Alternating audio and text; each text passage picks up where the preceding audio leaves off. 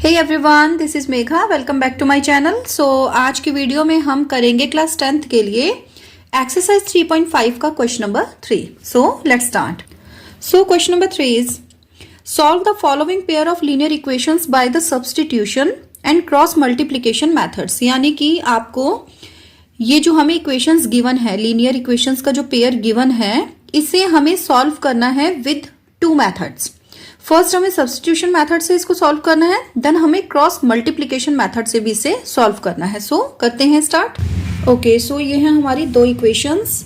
इन्हें मैंने नाम दिया है इक्वेशन नंबर 1 एंड 2 के। सो नंबर 1 है हमारा सब्स्टिट्यूशन मेथड। क्योंकि दो मेथड से हमें इन इक्वेशंस को सॉल्व करना है, तो सबसे पहले हम इसे ही यूज कर लेते हैं। अब देखिए, सब्स्टिट्यूशन मेथड के बारे में हम काफी बार बात कर चुके हैं। काफी बार मैंने आपको इसके यूज करके बताया है कैसे हम जो वेरिएबल्स होते हैं उनकी वैल्यूज निकालते हैं इसका यूज करके। सो आज एक बार फिर समझ लेते हैं इसे। देखिए, सब्स्टिट्यूशन नाम से ही बिल्कुल क्लियर होता है कि हमें किसी को सब्स्टिट्यूट करना है। अब किसे करना है, देखिए दो वेरिएबल्स हमें गिवन होते हैं, ठीक है। तो किसी भी एक वेरिएबल की वैल्यू हम दूसरे की फॉर्म में निकालते हैं, मतलब दूसरे वेरिएबल की फॉर्म में निकालते हैं, देन उसे हम किसी भी एक इक्वेशन में फिल करके और जो हमारी वैल्यूज होती हैं वेरिएबल्स की, उनको हम फाइंड आउट कर लेते हैं। तो देखिए, सबसे पहले मैं क्या करूंगी, इक्वेशन नंबर 1 का यूज करके इसमें से x या y की वैल्यू मैं निकाल लेती हूँ दूसरे की फॉर्म में।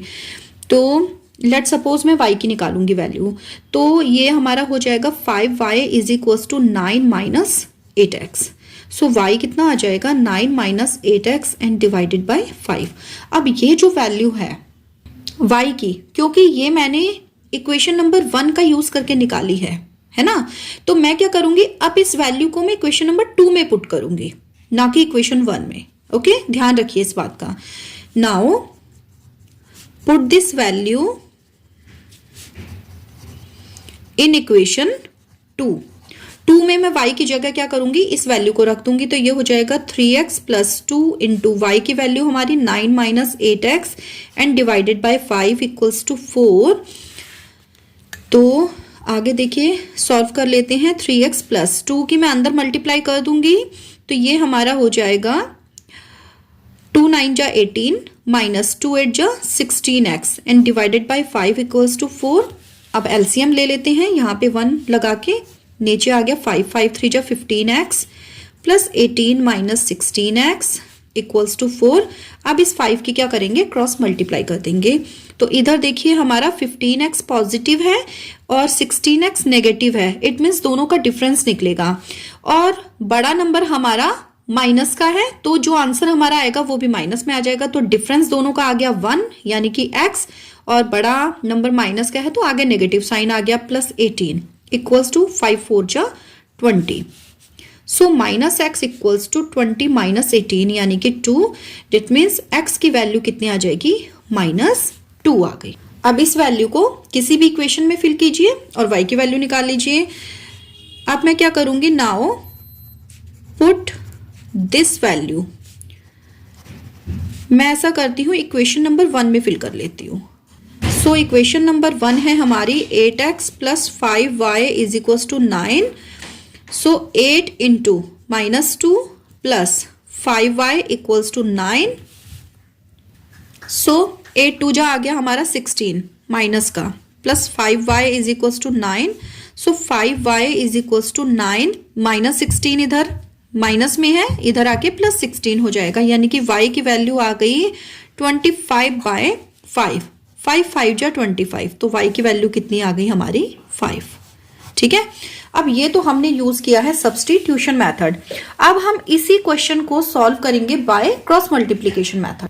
तो सबसे पहले क्या होता है, ये जो इक्वेशंस हमें गिवन होती हैं, क्रॉस मल्टीप्लिकेशन मेथड यूज करने के लिए हमें इन्हें स्टैंडर्ड फॉर्म में लिखना पड़ता है। स्टैंडर्ड फॉर्म का मतलब होता है कि जो भी वेरिएबल और कांस्टेंट टर्म होते हैं, इन सबको हमें एक साइड में लेना पड़ता है। तो देखिए, ये आ जाएगा हमारा 8x प्लस 5y। अब 9 इस साइड है हमारा, तो हमें इसकी साइड चेंज करनी पड़ेगी। ये हो जाएगा माइनस का 9 इक्वल्स टू 0। ठीक है, ये अब हमारी हो जाएगी इक्वेशन नंबर 1, और दूसरी हमारी हो जाएगी 3x plus 2y minus 4 equals to 0, equation number 2।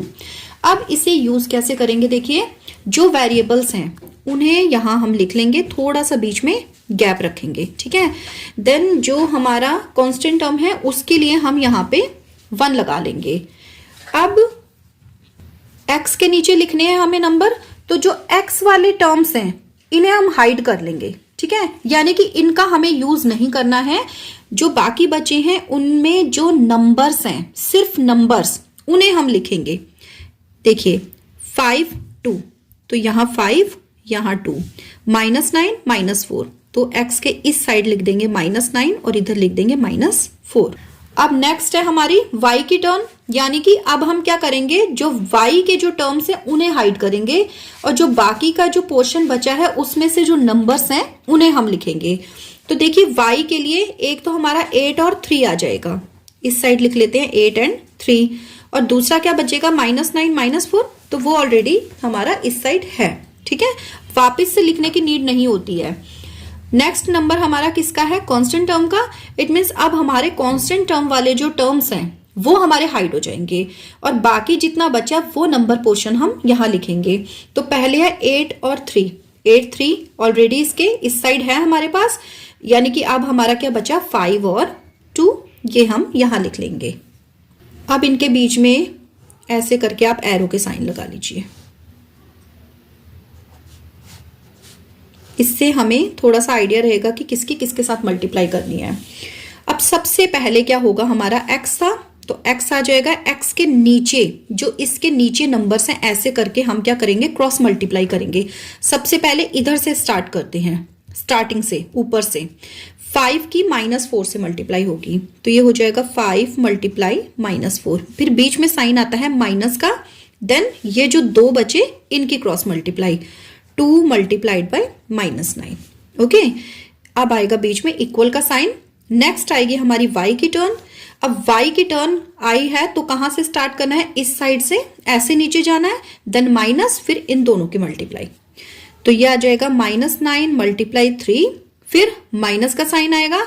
अब -4 की 8 से मल्टीप्लाई, बहुत ही ईजी है, बहुत सिंपल सा मेथड है, एक बार आप समझिए ध्यान से, बहुत अच्छे से समझ में आता है। अब किसकी, कांस्टेंट टर्म की आई बारी, तो अब हम फिर इक्वल का साइन लगाएंगे 1 अपॉन, अब इनकी क्रॉस मल्टीप्लाई कर दीजिए, 8 की पहले 2 से होगी, फिर माइनस का साइन 3 की मल्टीप्लाई 5 से हो जाएगी। अब नेक्स्ट काम है इन्हें सॉल्व करने का। सबसे पहले x के नीचे वाले देख लेते हैं, 5 4 जा 20, और वो भी किसका, माइनस का, माइनस माइनस प्लस 9 2 जा 18। अब y के नीचे ये आ गया -9 की मल्टीप्लाई 3 से, सो 9 3 जा 27, माइनस का, माइनस माइनस प्लस 4 8 जा 32।